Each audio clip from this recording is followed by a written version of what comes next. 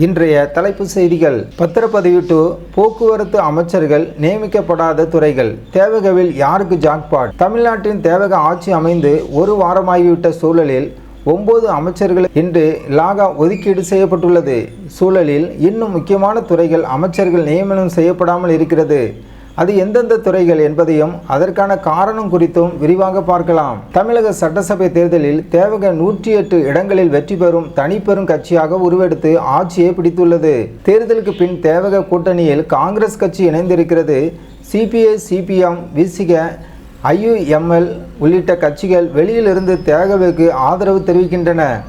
அதுபோல அதிமுகவில் SP வேலுமணி பக்கம் இருக்கும் 25 MLAக்கள் தேவகவுக்கு ஆதரவு தெரிவித்துள்ளனர். தமிழக முதல்வராக விஜய் பொறுப்பேற்ற போது அவருடன் சேர்ந்து 9 அமைச்சர்கள் பதவியேற்றுக் கொண்டனர். அவர்களுக்கு ஒரு வாரமாகியும் லாகா ஒதுக்கீடு செய்யப்படவில்லை. சுமார் 3000 கோப்புகள் தேக்கமடைந்த நிலையில் லாகா ஒதுக்கீடு செய்யாதது விவாதமாகியுள்ளது. இந்த நிலையில் அமைச்சரவையில் யார் யாருக்கு என்ன லாகா என்று அறிவிப்பு இன்று வெளியாகிறது. அதன்படி முதல்வர் விஜய் வசம் பொதுத்துறை, காவல் மற்றும் சட்டம் ஒழுங்கு, சிறப்பு திட்ட செயலாக்கம், இளைஞர் நலன், மகளிர் நலன் ஆகியோர் மற்றும் மாற்றுத்திறனாளிகள் நலன், குடிநீர் வழங்கல் உள்ளிட்ட துறைகள் உள்ளது.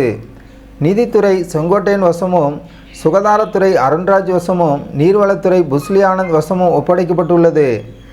பொதுப்பணித்துறை, நெடுஞ்சாலை மற்றும் விளையாட்டு ஆகியவை ஆதவ் அர்ஜுனாவுக்கும் ஒதுக்கப்பட்டுள்ளது. அமைச்சர் கீர்த்தனாவுக்கு தொழில்துறையும், அமைச்சர் பிரபுக்கு கனிம வளத்துறையும், அமைச்சர் ராஜ்மோகனுக்கு பள்ளி கல்வித்துறையும், தகவல் மற்றும் விளம்பரத்துறை மற்றும் வெங்கட்ராமனுக்கு உணவு மற்றும் நுகர்வோர் பாதுகாப்புத்துறை ஒதுக்கப்பட்டுள்ளது.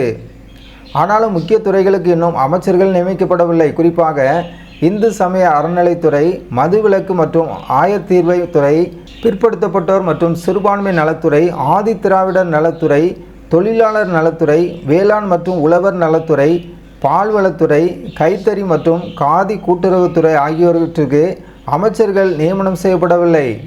அது மட்டுமல்லாமல் வணிக வரி மற்றும் பத்திரப்பதிவுத்துறை, போக்குவரத்து துறை, வீட்டு வசதி துறை, உயர் கல்வித்துறை, தகவல் தொழில்நுட்பத்துறை ஆகியவற்றிற்கும் அமைச்சர்கள் நியமிக்கப்படவில்லை.